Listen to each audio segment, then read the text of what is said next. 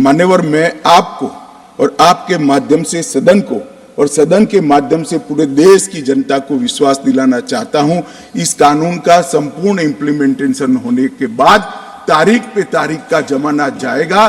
3 साल में किसी भी विक्टिम को न्याय मिल जाए, ऐसी न्याय प्रणाली इस देश के अंदर प्रस्तापित होगी।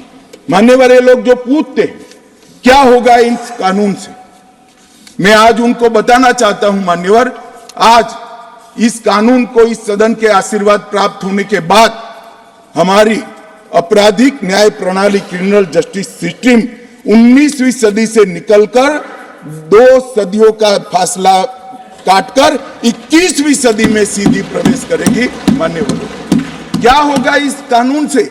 मूल भारतीय परंपरा की न्याय की अवधारणा को समग्र विश्व को हम परिचय करा पाएंगे और इसके सुफल इस देश की जनता चख पाएगी। क्या होगा इससे? जो पूछते हैं मैं उनको कहना चाहता हूं, विश्व की सबसे आधुनिक और वैज्ञानिक न्याय प्रणाली का भारत की 140 करोड़ की जनता के लिए उपस्थित है।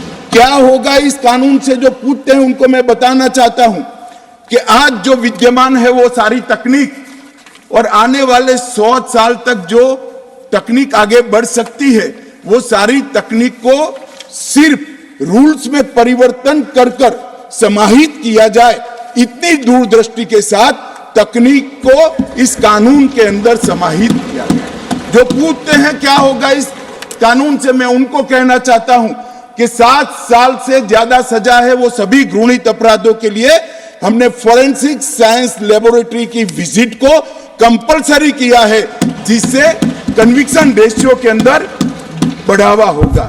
ये जो पूछते हैं क्या होगा इस कानून से, इनको मैं कहना चाहता हूं, अंग्रेज चले गए, पूरे देश में 4 प्रकार की न्याय प्रणाली चलती थी। आज कश्मीर से कन्याकुमारी और द्वारका से लेकर कामाख्या तक इस कानून के आने के बाद एक ही प्रकार की न्याय प्रणाली का चलेगी।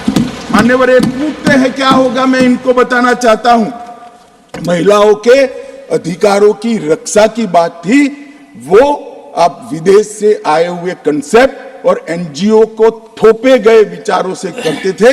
हम मातृशक्ति के सम्मान के लिए परंपरागत हमारा जो सम्मान है, वो सम्मान को इस कानून के अंदर कानून का स्वरूप देने में सफल हुए, मैं बताना चाहता हूं। मान्यवर, जो पूछते हैं क्या होगा इस कानून से, आजादी के 75 साल तक और 4 दशक से आतंकवाद का दंश झेलने के बाद इस देश की आपराधिक न्याय प्रणाली के कानूनों के अंदर आतंकवाद की डेफिनेशन नहीं थी।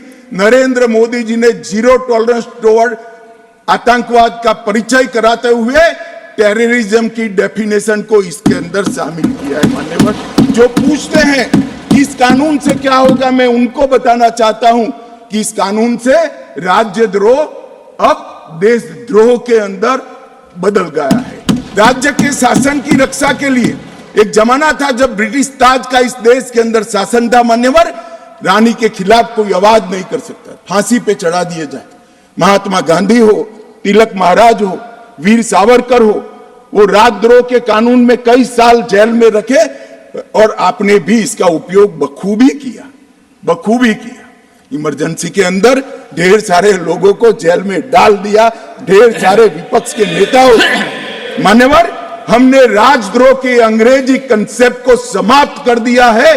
शासन के खिलाफ कोई भी बोल सकता है इस देश के अंदर। अब वाणी स्वतंत्रता का अधिकार भी है और लोकतंत्र है, मगर देश के खिलाफ आप नहीं बोल सकते हो। देश के खिलाफ बोलोगे, देश के खिलाफ कुछ करोगे, देश के हितों को नुकसान करोगे तो कठोर से कठोर दंड का प्रावधान इस कानून के अंदर। व्यक्ति और देश के बीच में क्या अंतर होता है?